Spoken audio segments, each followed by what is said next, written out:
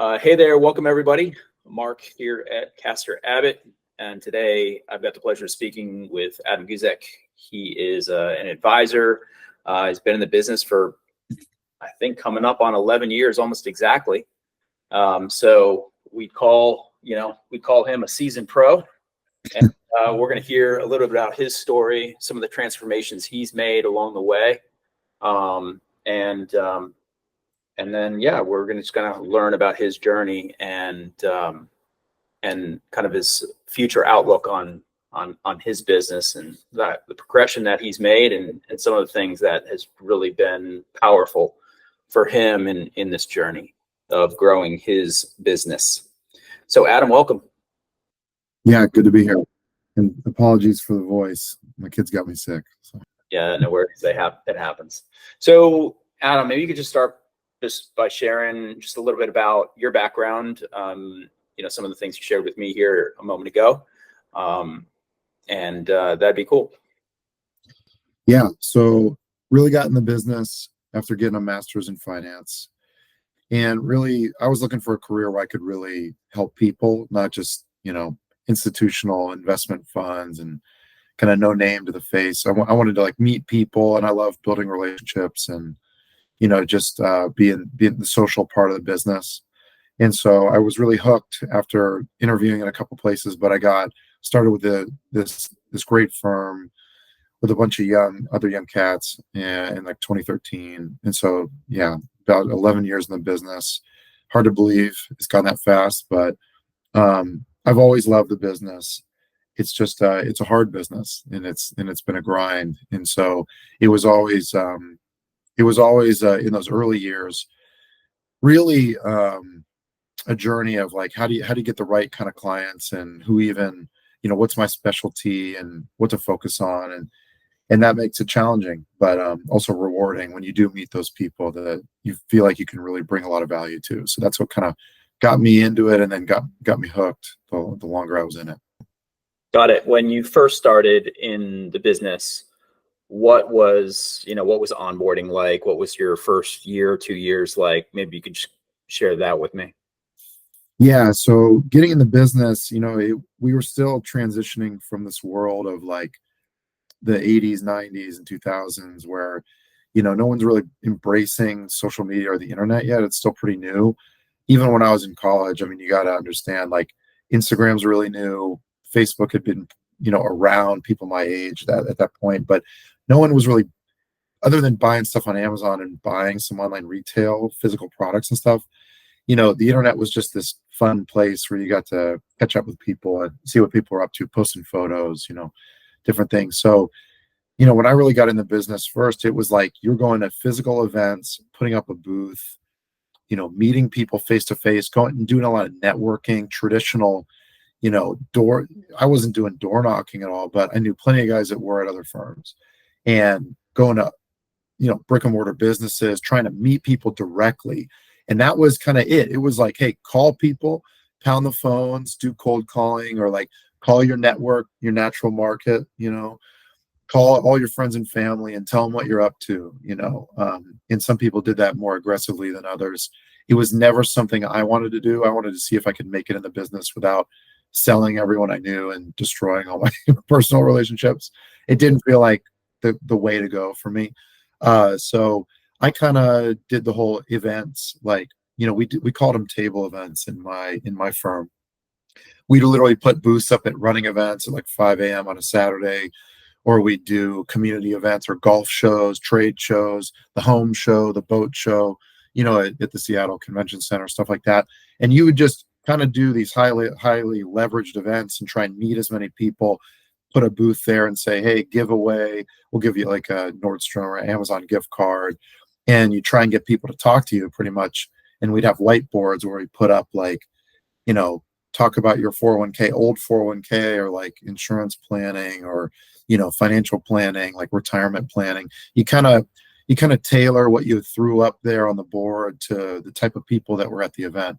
And then you'd try and, just strike up conversations with people. And that's how you kind of were taught how to market. It was the same things guys have been doing for 30 years kind of vibe, but they're effective in as long as you meet enough people and you network and you're a fun guy to talk to and you're not super weird, like you could meet people and you could get traction. But the internet was there, but we had no idea how to use it, and no one I knew was using it. So it was very much like pounding pavement. And really it was call sessions. We had 2-hour call sessions 3 times a week. So you'd hopefully meet a bunch of people over the weekend at an event or whatever, or do your traditional networking, happy hours and stuff throughout the week. And then you'd call people like Monday night, Wednesday morning, and Friday afternoon. Those are our call sessions. And that's where you really made your bread. And you call for 2 hours, you try and get to 100 calls a day. And it was a grind, but I was with a bunch of other young guys and we were all trying to make it. And the older guys in the business had made it, and they would mentor you. And I felt like I was getting a lot of mentorship. It wasn't just like, hey, call all your friends and family and bring them in, and then if you don't make it, you're toast. They really felt, you felt like you had a long runway, but it was the kind of vibe where you're like, okay, your first year, if you did okay, you could build on that momentum. And really, we felt like we had 3 years to make it in the business. And that was kind of how it worked back then. Got it. It's not that much different now. No, sadly. So when was it you decided, or you were like, okay, this is working. I'm not, I'm staying in the business, right? I'm not one of those weird guys who nobody wants to talk to, so they're not going to make it, right? Yeah. One of the weird guys. When was something rolling around in your brain? You're like, okay, this is cool, but maybe there's something different. When did that happen? What was that inner dialogue like? Was it an observation? Yeah. Like, what happened? Yeah. So, it was probably in between my first and second year. Everyone's doing the same things that work, the events and everything, and you do as many as you can, and you try and turn your, it was kind of funny. Like, the initial feeling was at the firm is like, if you could dumb it down and just simplify everything, which is kind of a rule in sales and business development. If you can just kind of commit to the process and, just kind of eliminate distractions and just plug in, right? You could be really successful. It's just all about hard work, right? And you're kind of almost punished for being too smart, or trying to think of a better mousetrap or a better way of doing things, because then it would distract you from the activity. Because we all know in business, it's like, how many people are you getting in front of, or your product or your pitch or whatever. And you just got to commit to the process and grind away and not get caught up in, the investment. In our world, it was like, don't get caught up in building portfolios or doing things that aren't able to turn around and make you money immediately. So I always felt like I had this master's degree, and I'm in a business where the barriers to entry are not super high, right? And so you're just competing on who can outwork the other guy, was kind of the mentality. And so I felt like I had to kind of almost turn my brain off a lot and just commit to the grind to survive. And it was in years, we called it your A class year, your first year, B, C class year, and onward, until you were an experienced rep, 3 or 4 years in. So it was kind of in between my first and second year, my A and B year, where I was like, man, this is pretty brutal. And thank God I'm in my 20s. I don't have kids. This is pre-kids, pre-wife. So you're able to dedicate quite a bit of time to just the process, and getting there. And, I felt like, man, there's got to be a better way. And I kept trying to turn that part of my brain off. But I was like, these leveraged events are great. How can I get one to many? Because the networking events were just so brutal at times. You might happen to meet someone that turns into a client, but man, it's it's kind of a freak chance. But the more you put yourself out there, right? The more opportunities, the more. We had a lot of other guys, mortgage guys, come in that were friends of my firm owner and stuff. Mortgage guys would come in and be like, you guys have it made. You can build a portfolio of clients and get paid residuals. We have to do transaction after transaction. You guys just need to do what we're doing, do lunch and learns, do these events as much as you can, right? So I just was kind of getting tired and beat down as you do. And so I was just like, man, I'm going to still keep doing all this activity, but like, there's got to be a better way. Right. So then I started dating this great gal who ended up turning into my wife. And she was at a company in the area, big tech firm that I was trying to get more clients from, because that was like the holy grail was like, okay, these people have stock, they're young, they're easier to relate to, they're like me, and they can be really good clients because they're cash flowing, they're making high salaries, and they have the stock to manage. As a young financial advisor, you could really build up a good book of business with. So I was dating this gal, and she was basically like, my future wife. She was like, hey, take a look at this. There's like this internal bulletin board almost for, my company's people. And I was like, wow, this is like a great idea. How do I get an ad on there? And then I kind of pounded on the door, found my way in eventually. And like, they just gave me like a list of guidelines. Hey, make your ad an exclusive discount to the folks at our company and make it compelling. And it's got to be in this specific word count, whatever. And we'll post your ad. And I was like, oh my God, this could be huge. But I bet, I've done stuff like this before, posted an ad, on bulletin boards and in community centers, and like, no one's going to call me, but like, what the hell, I'm going to post it. And it's costing me almost nothing. So I posted this employee intranet page, ad, and slowly but surely, like a month or two in, and then a couple months in, people started reaching out because they were like, I think I made my ad compelling enough. And I was like, hey, here's what I do. And do you have questions about taxes and your stocks? And like, you feel like there's no one, you don't know where to go. Like, hey, book an intro call. And I've got this pretty steep discount off of financial planning. And the interesting part about that was at the time in the business, in the industry, and especially at my firm, no one was charging financial planning fees. It just wasn't happening. And I had to make an offer. Like, I couldn't just offer free stuff, come over, because that'd be weird. People would be like, that sounds like scammy. At least They still do. yeah. I thought, yeah, that's like a little weird. Like, I wouldn't buy that. So like, I got to make it a certain price, but like a great discount, because I'm getting $0 for planning. Because at the time, my firm was like, the financial plan being built in the first couple meetings of meeting this stranger, that was the hook to then get them in and build trust. And then you show them, hey, you're on track for this. Like, but if you became a client and moved assets over, we could really make a difference and do da da da da da. So at the time, everyone was so scared of charging a fee for, go figure, charging a fee for the work you're already doing, your expertise. And it seems crazy now, but like, that was the sentiment, right? You got to think it's the times. So everyone at the firm was like, oh, you're going to charge for planning? Like, we can't do that. People like run away. The first meeting, they'll be like, I don't want to write a check. I just met you, even though people pay a fee for everything else in their life. So I made the discount in the fee for planning offer compelling enough. And I felt like it was a fair price at the time. And then slowly but surely, people started booking meetings, intro calls. And I just told them like, hey, yeah, our going rate. But to be completely honest, we didn't have a going rate. I just made up a number that I thought was reasonable to benchmark a discount off of. It was kind of like hey, just lost leader, get them in the door and have them pay. And then they're committed. And then if I can convert them into a client, that'd be great. So that's what we did.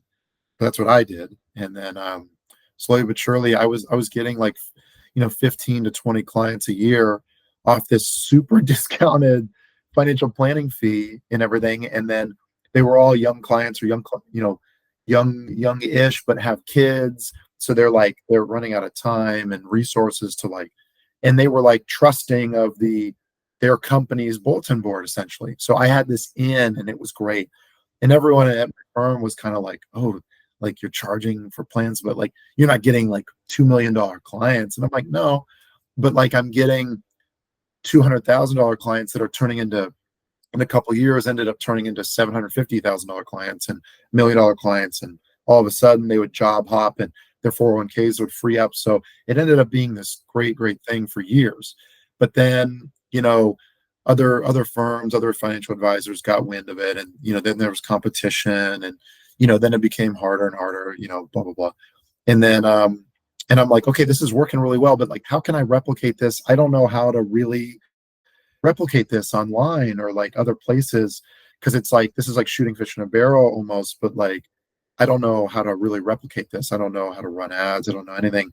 And then right around the time I was actually getting married, it was like, now fast forward, it's like 2019, and I'm building quite a nice book of business. And I think I saw you guys, you Castor Abbott, your Trust Stack 2.0 or whatever it was called at the time.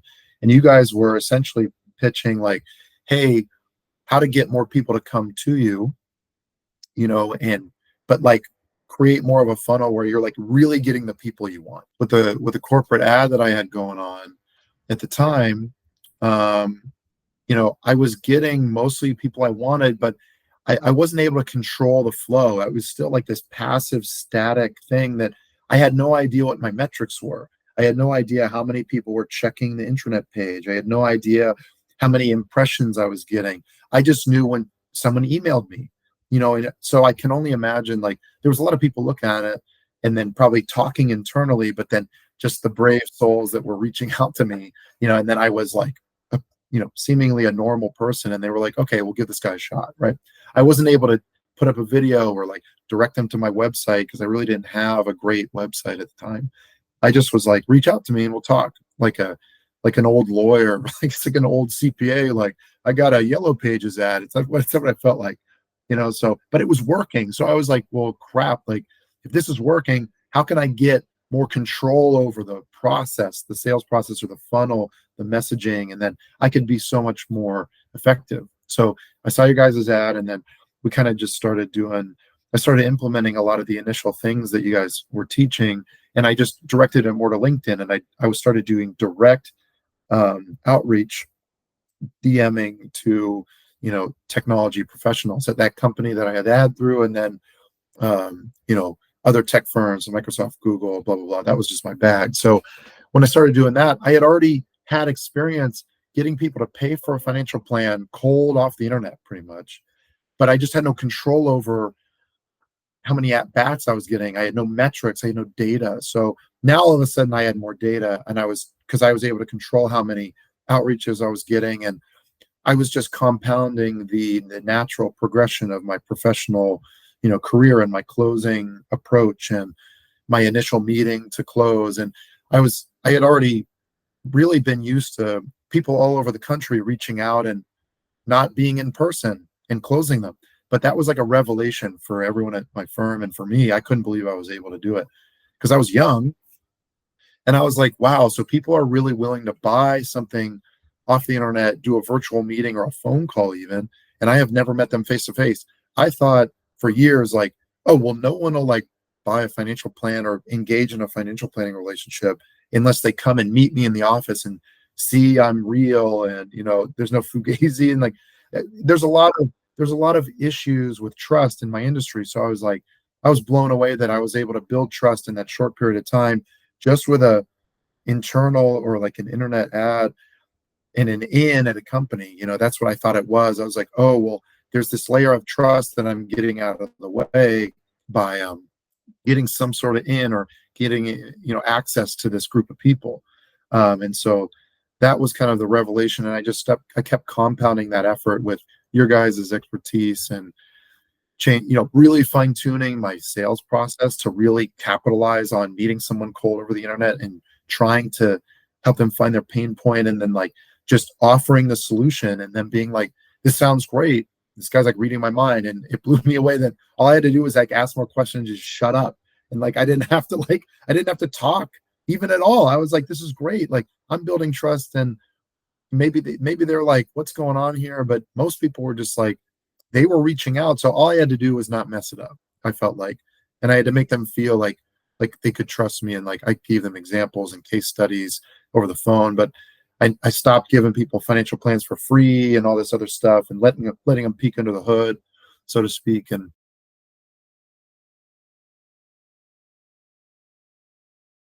in what ways was that Um, in what Well, ways was you that got to different understand when we would from meet how people you've from been these doing things events or bring them before? in person, or even some people would come in person off the ad I had with the company, um, and they'd want to come see me in Bellevue, because I was local. But basically, our old process was you run 2 to 3 meetings. We called it an open, a strategy, and a close, or an open, an implementation, and a close.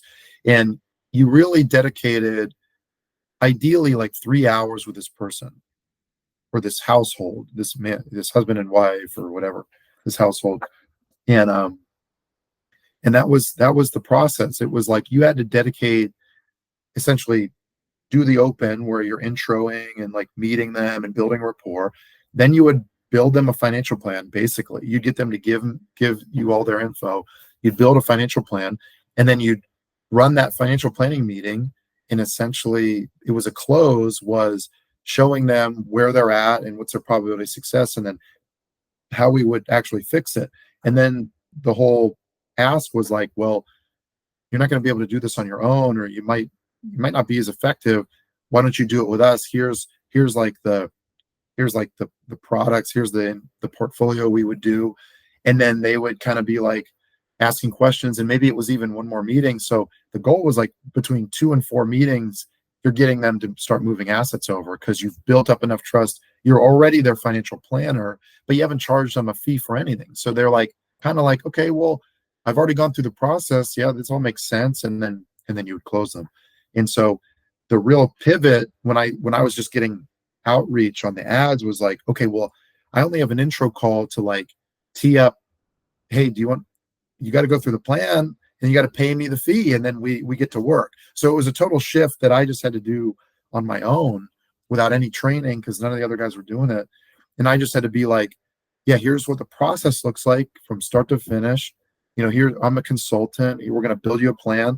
And at the end of the planning process, either you move money, assets over or not, and you get to take your plan and do whatever with it. So all I had to do, I had to go from a 3 meeting close process to like try and close them and get them to pay the planning fee, send me the money, the check in the mail or whatever in one meeting, or maybe a second meeting. But I really had to do it in one because otherwise they might be shopping. So it was a shift I had to do like all on my own. And then when I started working with you guys, I was like, I finally had a framework of like, oh, here's how to actually like increase my probability of success and increase my close ratio and feel like way better about, other than winging it. I was just like winging these calls and hoping they liked me.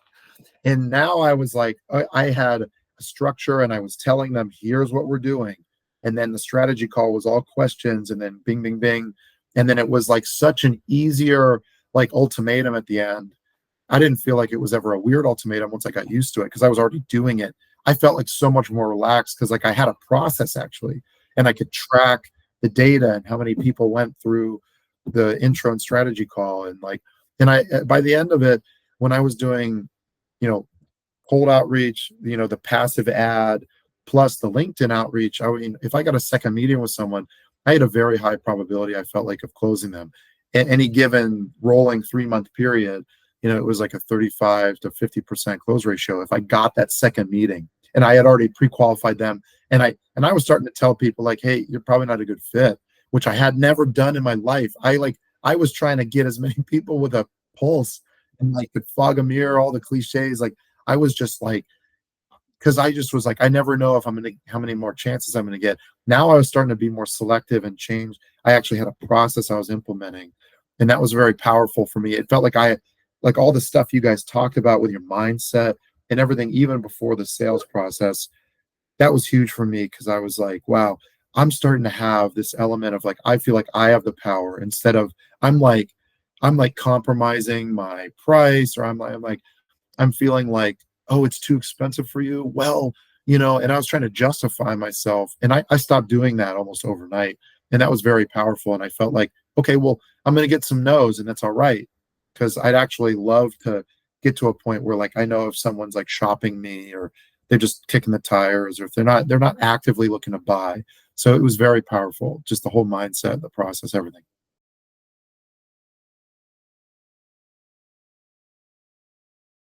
When you started implementing some of the new sales strategies and doing some of the mindset work that you went through, and when you started to implement that, and one of the tools that we talk about in training is leveraging silence, allowing your prospects to actually think versus like filling their head with a bunch of answers. And that's what a lot of people do in sales and sales process, is they think if they're not talking, they're not selling. And we take a completely the opposite approach of our prospects are really there to make the best decisions for themselves. Yep. And we're simply leading them in a process to make that best decision. Yep. One of those tools that we use is silent. Yeah. What did that feel like the first time you started? Yeah. What did that feel like? What was that? Walk me through what was rolling through your mind after going through some of the training, and then actually when I was going through the training, and I was like getting ready to like just make this complete shift in how I was doing things. And at this point, I was also like buying leads off other online like SEO stuff, and then they would route it to my email, and then I'd have a list to call. So that's when it was really, really helpful. I was like, and I felt like I needed a different approach, because I'm like, I got to be ready to like close these the most effective way. So when I was going through the trainings, and I'm like, oh man, like I gotta stick to the script and like really not talk and like just ask questions. I'm like, man, this is gonna feel weird. And I kind of did some dry runs. And at the time, I had a business partner I was working with, and we were, I was telling him about this, and I'm like, I don't know, man, something's got to change. Like, I gotta try this, and it's gonna be weird. But like, if you're on the phone with me, you cannot talk. Like, we gotta commit to the script. And so I remember the first strategy call we ever got, which was from this like lead source, that we were paying for. I remember we were getting, the questions were flowing, and I had the script in front of me, and like, I was following it to the T, and everything was going pretty well. Like, I was getting good answers from the prospect, and who ended up, being a really fun conversation, good guy.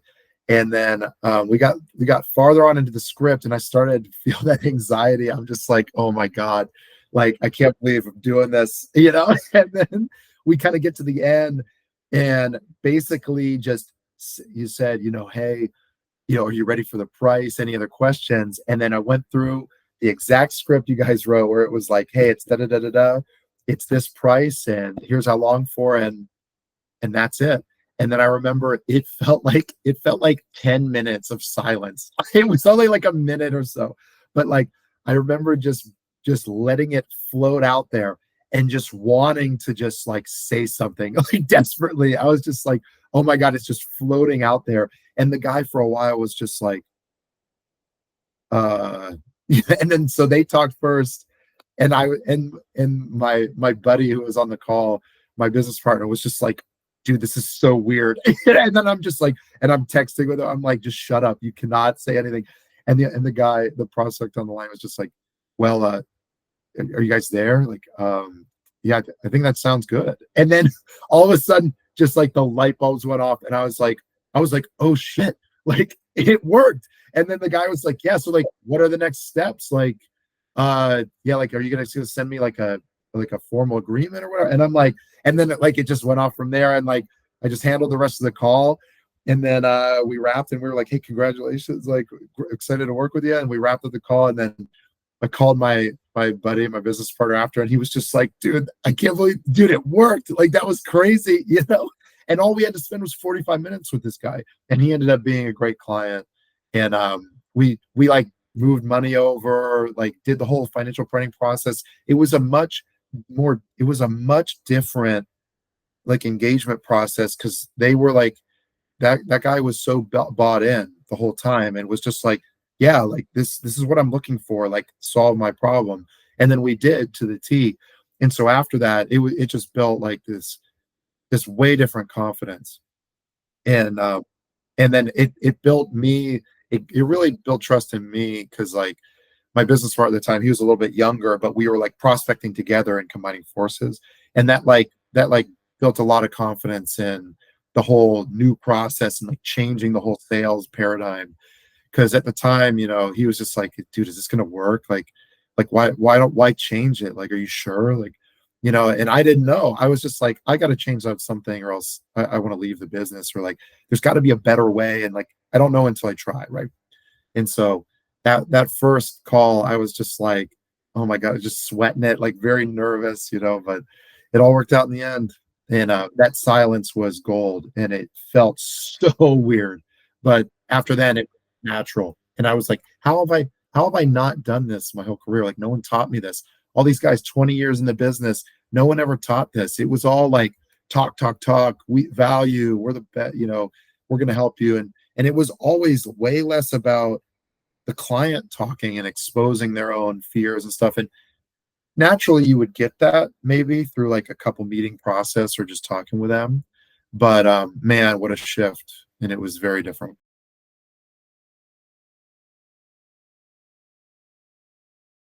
I think one of the biggest things that I've noticed is that so many people in this industry, but other industries too, they all think that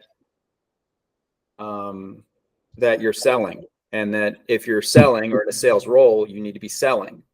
Well, the problem is that as long as we're dealing with people who don't want to be sold, then we've got an incongruity between our process and the prospect experience.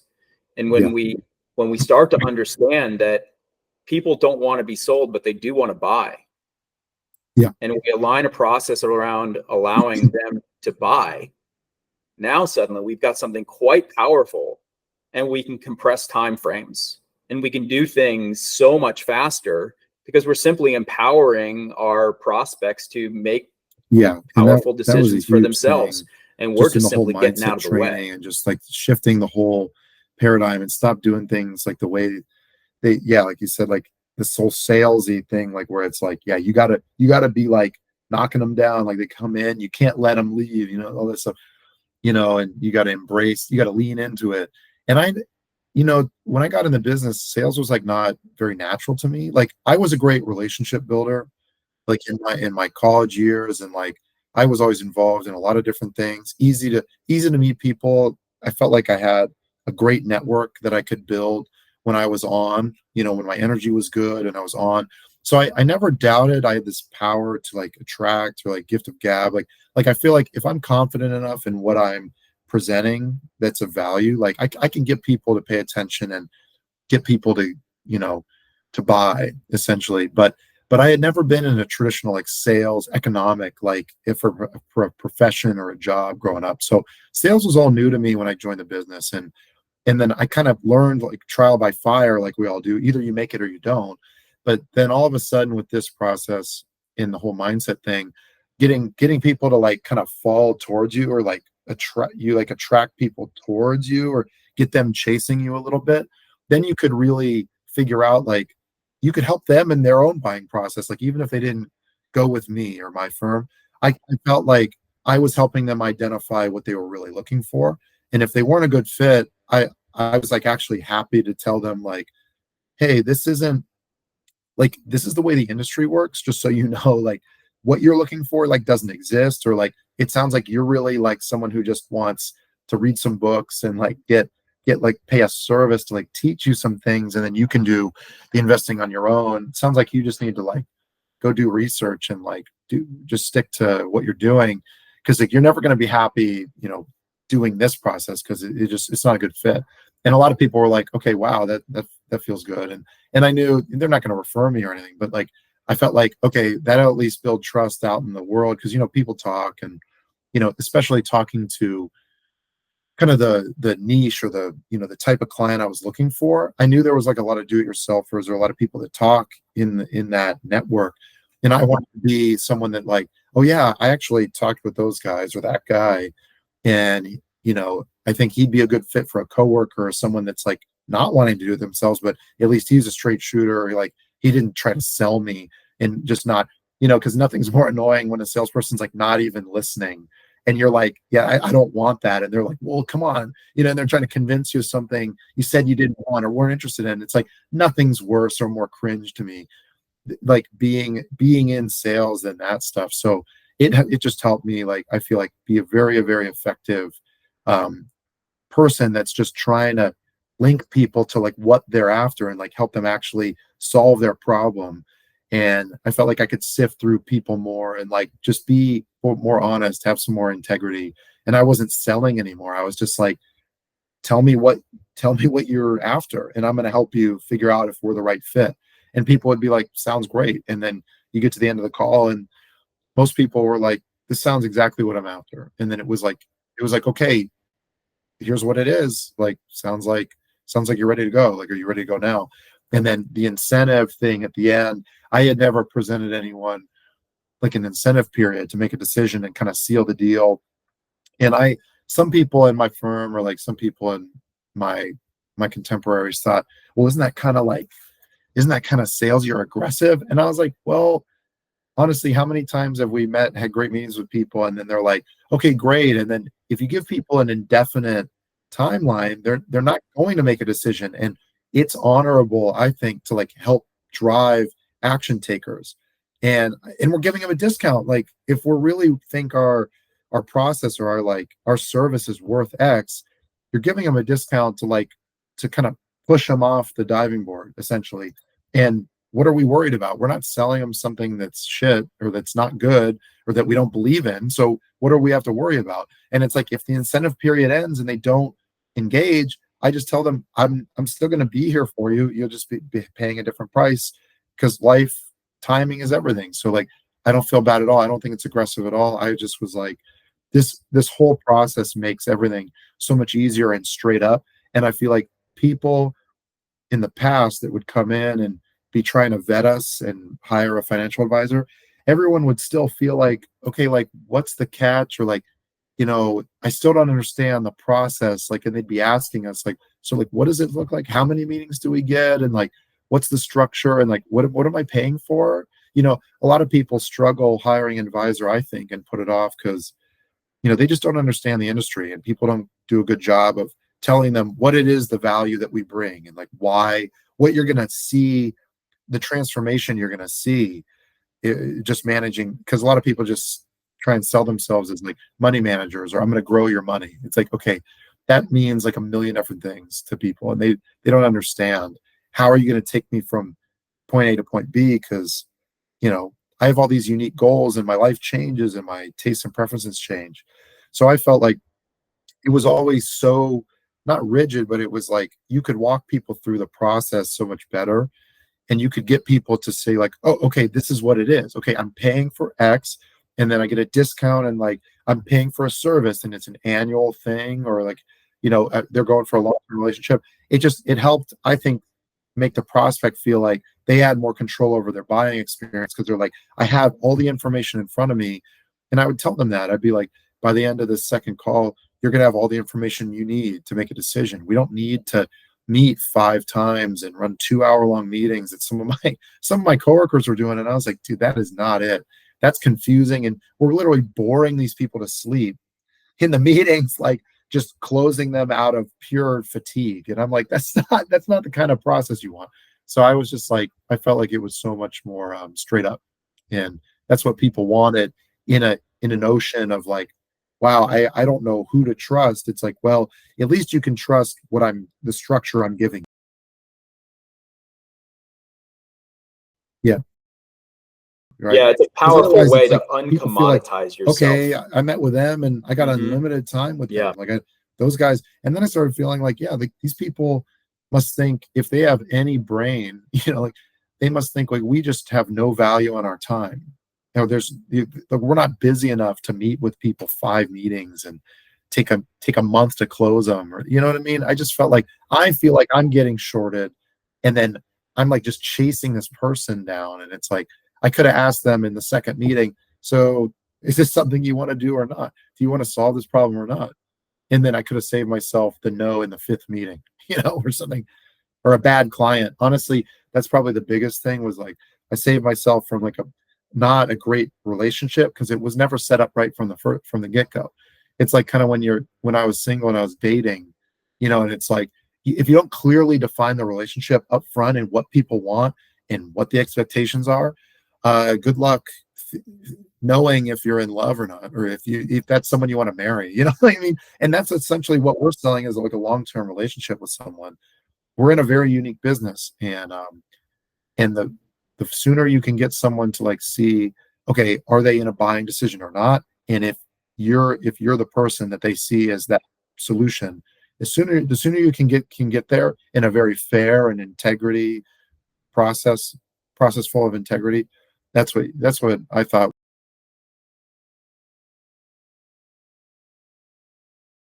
Or it's also far more protective of you and the firm if you work through planning and you're like, this guy is Yeah. crazy. I would never want to be managing this guy's, this person's assets. Yeah. 100%. It protects you, and it also protects them. You've got some boundaries ahead of time where, the other way, where you're just trying to move money with anybody that you can move money with. Well, Yeah. you're going to take on some clients that you probably shouldn't have taken on, and that's going to bite you in the rear end at some point in time, for sure.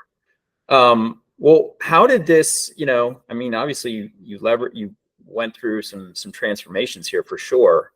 I think what's also cool that people need to hear is you can get leads from anywhere, and with the right process and the right offers, you can convert wherever they might come from.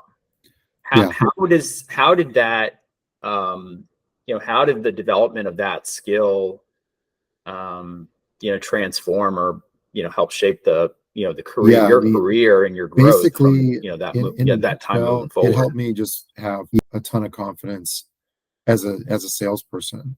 Like, okay, I can use this process pretty much in anything. So like, if God forbid I wasn't in the financial industry, or I was trying to influence someone to do something, I could essentially help anyone and influence them, mainly for good, because you can use this process to kind of, guide people down a path that's not good either. I mean, it's very powerful stuff. And that's a very good thing to keep in mind, is like, you can really use this process to close the wrong client, even though they're excited and they want it. You've convinced them that you're the guy, and they're gonna go with you.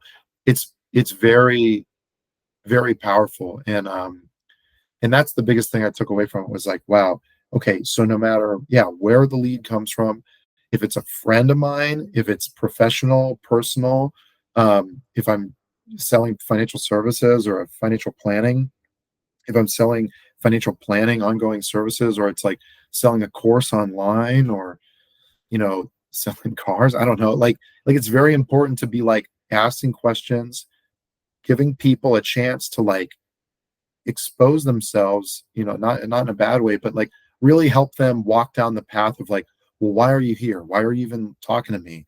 What's important to you? You really, in a 45-minute, the second time you're talking to someone, you can have a very transformative experience with someone, whether they close or not. So like, I just saw this process as like, this is going to open so many doors, because I'm going from like, I want your money, and I'm a transaction, and I've got to make money and feed my family. I went from that to being like, okay, I'm really proud of like the entry that like I'm granting people into this world, because it's like, I feel really confident about what we do, and I'm a good FA and all this stuff, and I'm actually helping distill down like the people I can create the most value for, and they'll be hopefully raving fans, and that'll create referrals and all this stuff. It's like, I just had this supreme confidence afterward of me, because it was still the same setup in a lot of ways, where like the probability of closing them and coming through my sales process in the funnel, but all of a sudden I had all the control, and I was like, man, and I'm really helping these people, because most people go through it. And I actually have had some calls with people where they like kind of have a brain, like they have brain farts, or like they're like brain is kind of short circuited, because I'm asking them powerful questions and they're not ready to answer. They're like not ready to go down this transformative route. I had a lady almost kind of break down and like cry almost, and just be like, you're asking me these questions. I don't know what I want to do with my life. And it was like the second time I'm a stranger meeting this person, and I was just like wow, like this is kind of intense.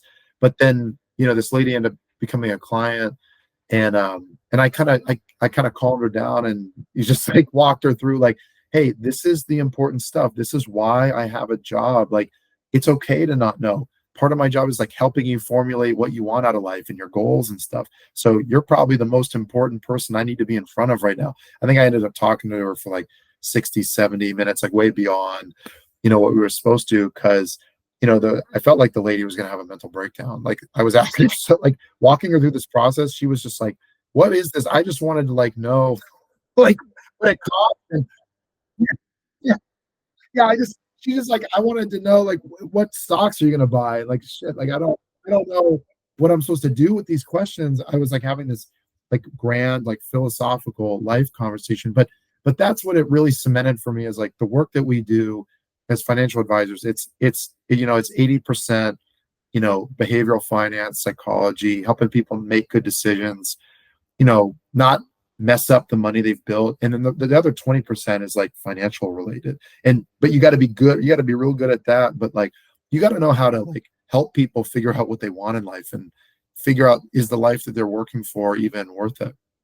And is their career good? Like, have they been neglecting, like, the spiritual side? Like, are they in a good spot? Like, are they happy? And crazy stuff like that. So it started taking me on these journeys where like I'm really getting in depth in the weeds with people by just asking them some pointed questions, and not super intrusive stuff. It's just like, you walk some people through this, and you can tell there's a transformation happening just within an hour, spending an hour long, two calls,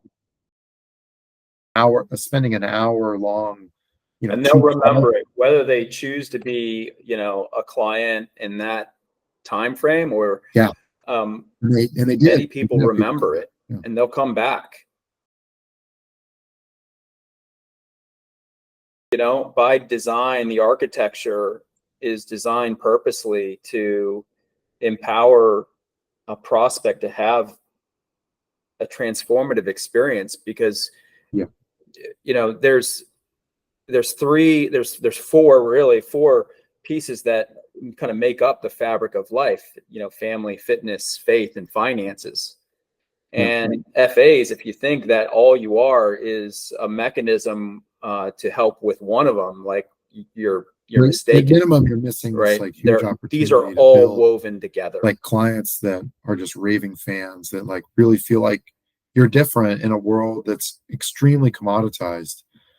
Like, God, there are just financial advisors trying to talk to everyone, and people are so annoyed and like grossed out by it. And so like, if you can be someone that like, okay, they're now ready to, you know, start the buying process and consider hiring someone, and they're freaked out, they feel like they're going to get sold, some sleazy person going to move all their money and then lose them money, or make them money but like charge them fees, and they still won't know what they're invested in, or they won't be educated on the process. That's everyone's deepest fear. And so like walking them through this process, people just feel heard. People feel like, wow, like I've had plenty of people be shopping me around, and maybe people make a decision on price, and that's okay, or tenure, someone that's older than me and they feel like they trust better, and I'm okay losing a client to that or prospect to that. But many times people would be like, man, we met with this other person after you, and it was like night and day. Like, we didn't get a word in, and I just got waterboarded with sales. And like, that's what I used to do to people, I swear to God. And I'm like, God, thank God I don't do that anymore. And people feel like drawn to me because they're like, they just talk themselves into wanting to work with me, is how I feel sometimes. But I made them feel like they could talk about it, and they're like, man, this is just exactly what I'm after.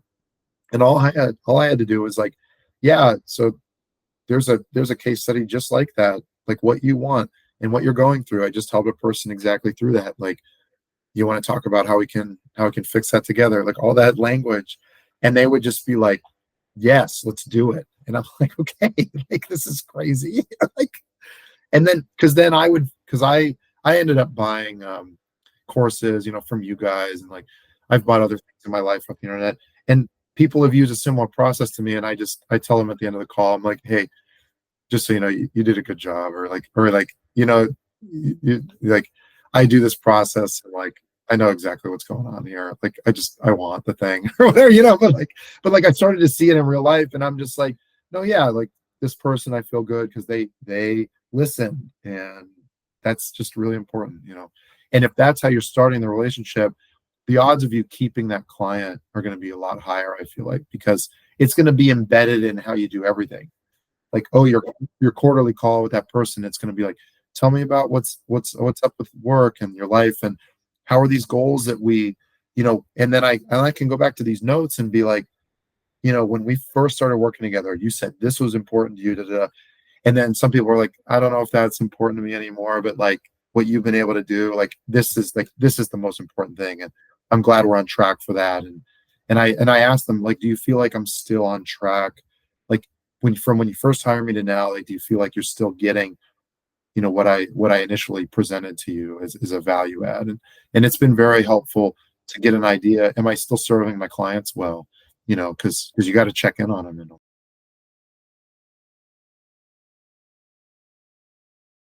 that. Yeah, dude, that's fantastic. Of course, yeah. Adam, thanks for sharing your story with me. And Of course, yeah.